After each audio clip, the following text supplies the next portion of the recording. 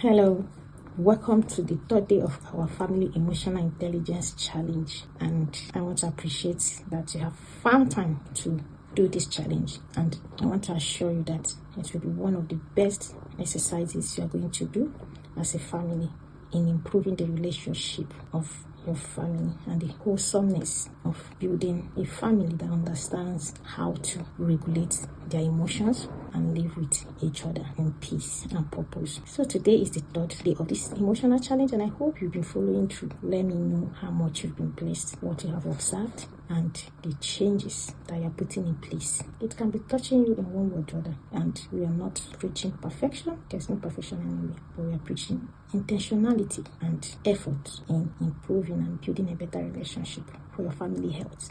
And yes, welcome back again. I am Princess Francisca Obichimisi, the founder of Family Nest Academy, and it's my pleasure to host you on this 5 days emotional intelligence challenge. So today we'll be talking about listening without fixing, the power of emotional safety.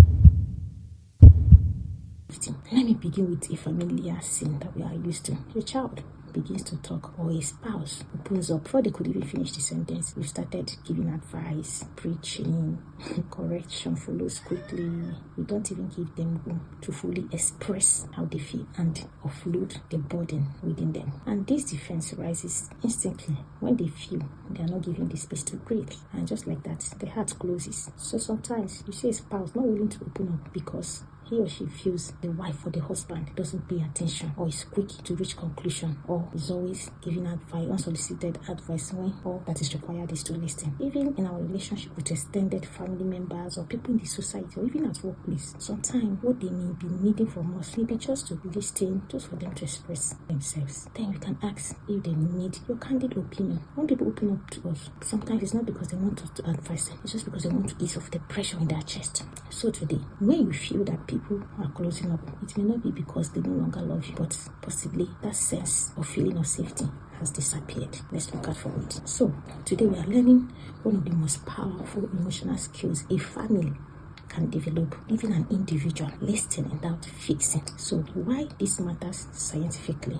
Neuroscience is very clear on this. When a person is emotionally distressed, the brain's emotional center, the amygdala, which we've been talking about since day one, is highly active. In that moment, logic is reduced. Problem solving shuts down. Advice cannot be absorbed. And if you have been listening to my teachings, I've said it severally, that the emotional brain, which is the amygdala, and the rational or reasoning brain, which is the prefrontal cortex, does not really work together effectively at the same time. So studies in interpersonal neurology shows that being listened to without interruption lowers cortisol, the stress hormone, and then activates the parasympathetic nerve system. This system is responsible for calm, trust, and connection. So what does this mean? Listening literally helps the brain feel safe. If you want your children, anybody, but especially children, to regulate their emotions through connection before correction, use this system. For children, there's no correction without connection. If they don't feel safe with you, the correction doesn't sink. But if they feel connected with you, they will come around. So the psychological insight here, the psychologists call this emotional validation. We talk about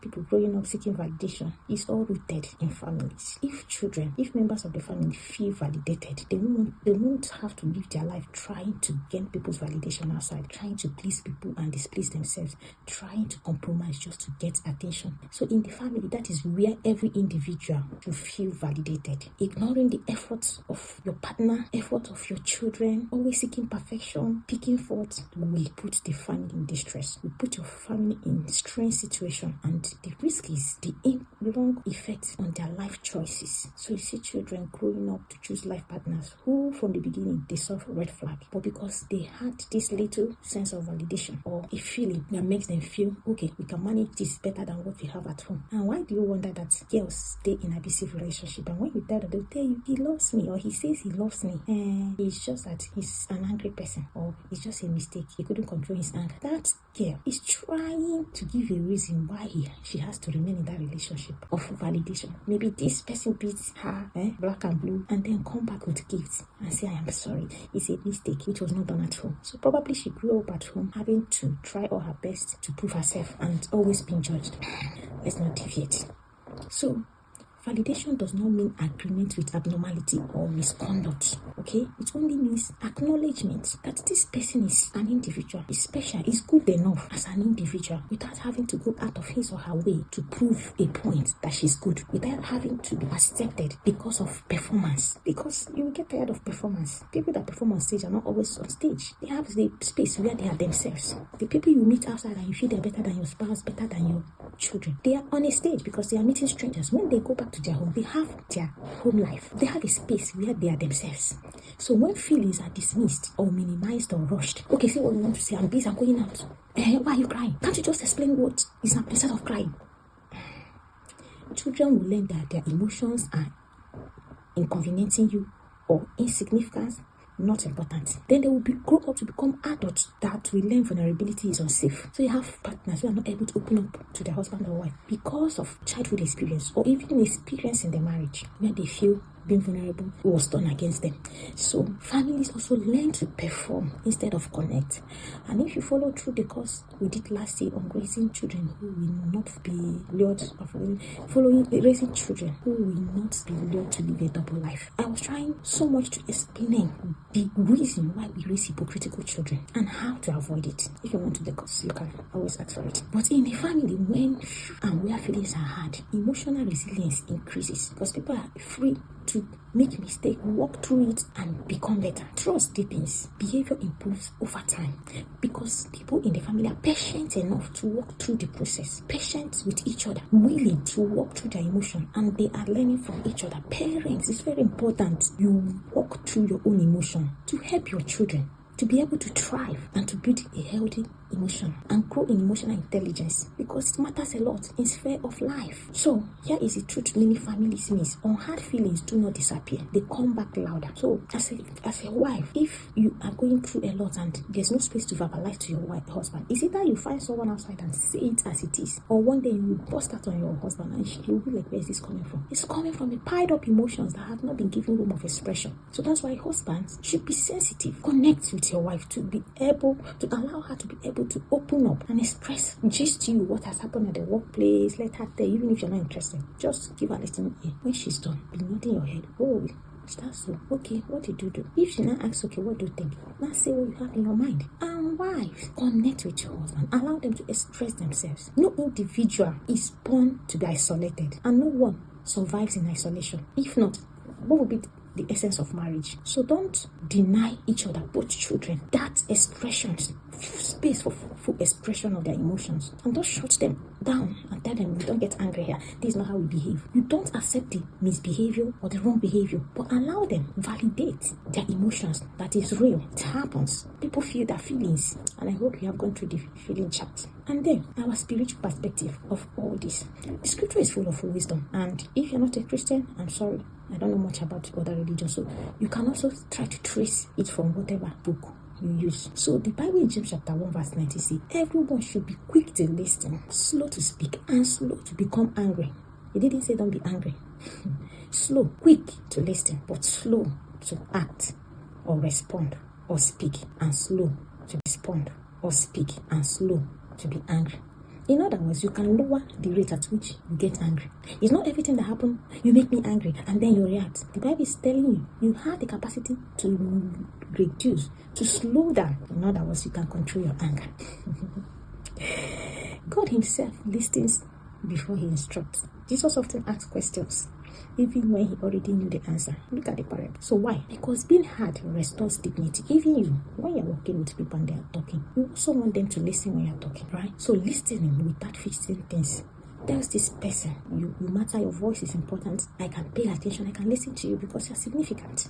Your feelings are safe here. You are not a problem to solve. When we don't give attention to people, we are sending a message that they don't matter. Their voice is not important. Whatever they have to say, they should sort it out themselves. And you build a feeling of rejection without even knowing it. No matter how busy you are, you can say, okay, I'm so sorry, I'm in a hurry, I have to meet up with something. Can we talk about it when I come back? And yes, when you come back, tell your husband, Tell your wife, tell your children, oh, let's continue what we were saying in the morning. Let's continue. Now I have time, I'm back. And of course, you can say, oh, I'm sorry, I was really in a hurry. I couldn't wait. I hope you didn't feel bad. You are teaching effective communication, empathy, understanding. You are showing emotional intelligence.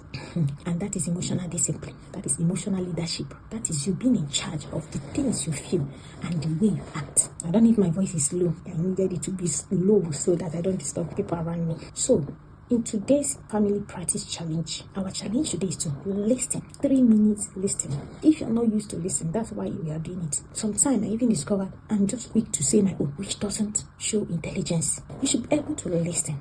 Even if you think you have all the answer, you have all the superpower to fix all the problem, listen first. Let this person feel that he or she is being heard. It may feel uncomfortable if you are the talking type, like you always want to talk. It's normal. If you want to work on something you're not used to, you don't expect it to be comfortable.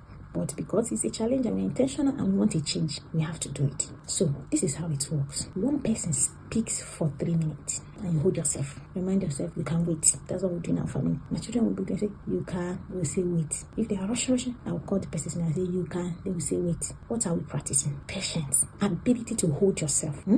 Self-control. So emotional intelligence requires self-control. The listener should not interrupt. Like I said, hold yourself. Don't advise. Don't explain.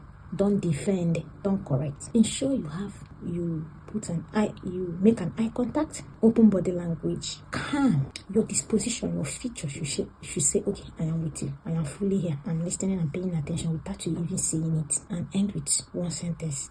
Thank you for telling me how you feel. Don't go talking long story.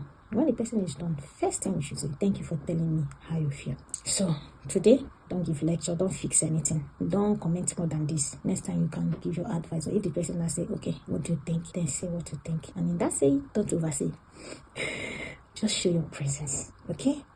So over time, remember this is not a one-time thing. So over time, you'll be able to see and build a family that the children become emotionally expressive, not explosive. The children will be comfortable to say, Mommy, can we have a word with you?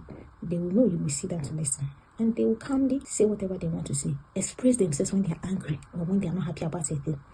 Some of us, we are so autocratic that our children cannot tell us anything because you cannot go wrong. And if you cannot go wrong, you are not raising sincere children. They will withhold things from you. They won't be able to tell you what they feel. You will raise emotionally intelligent children. Children who will struggle to confront situations outside or to tell people that do them wrong. This is what you have done and I'm not comfortable with it. Because mommy and daddy have set a standard. You don't talk to your elders. You don't tell them you're not happy. You take it hook, line, and center. Whatever happens, you're shortchanging your children.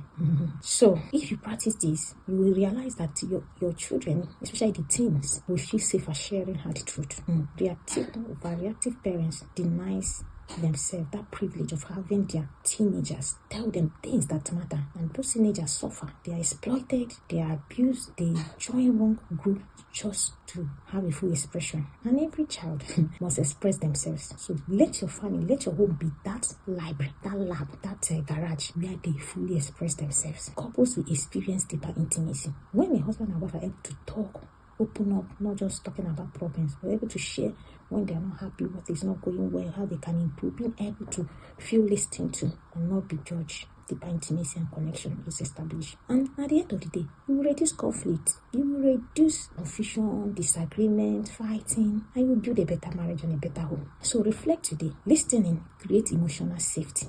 Emotional safety creates trust. Trust creates transformation. So if you want to build a transformational family, a wholesome family, emotionally intelligent family, learn to listen. Please don't do this challenge alone. Send this video to your partner. Send it to your wife. Send it to your husband. Let them learn these things. Work through it together. You can always repeat it throughout this year. It's free, so it's not going to be locked. Work intentionally to build a better and peaceful home. I'm not sure anybody gets married to be in conflict with husband or wife or children. You wake up in the morning to stress your life, to make money to feed the children that you're not able to build a good relationship with because of the things you don't know, because of emotional intelligence that we don't understand how it operates within the home front, because of lack of awareness. And that's why I encourage people, follow through emotional intelligence. Run a course on it yearly if you can. That's what I do. Every year I pay for emotional intelligence course. I already have a registered one that will start next week.